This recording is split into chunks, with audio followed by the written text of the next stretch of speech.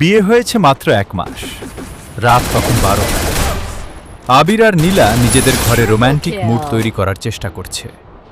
ঘরের আলো নেভানো, শুধু একটা 0 ওয়াটের লাল বাল্ব জ্বলছে। আবির বেশ কায়দা করে নীলার হাতটা নিজের হাতের মুঠোয় নিল। নীলার চোখে তখন লজ্জার আভাস।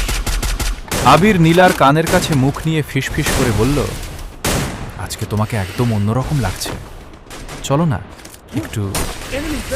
নীলা মাথা নিচু করে হাসল। আবির আর দেরি না করে নীলাকে আরও কাছে টেনে নিল। ঠিক তখনই আবির নীলার ব্লাউজের পেছনের হুকটা খোলার চেষ্টা করতে গেল, কিন্তু নতুন জামা হুকটা কেমন যেন আটকে গেছে। আবির 1 হাত দিয়ে চেষ্টা করল, পারল না। 2 হাত দিয়ে টানাটানি শুরু করল, তাও খুলছে না।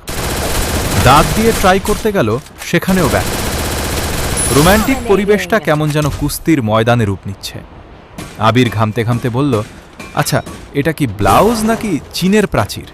পাসওয়ার্ড ছাড়া খোলাই যাচ্ছে। নীলা আর হাসতে হাসতে বিছানায় লুটিয়ে পড়ল। ও আবিরের হাতটা সরিয়ে দিয়ে বলল, ইঞ্জিনিয়ার সাহেব, কোডিং বাদ দাও। হুকটা আসলে সামনে, পেছনে ওটা জাস্ট ডিজাইন। আবির নিজের মাথায় হাত দিয়ে বলল, ধুর মশাই, সারা জীবন ব্যাক এন্ড ডেভেলপমেন্ট নিয়ে কাজ করে আজ ফ্রন্টে এসে ধরা খেয়ে গেলাম।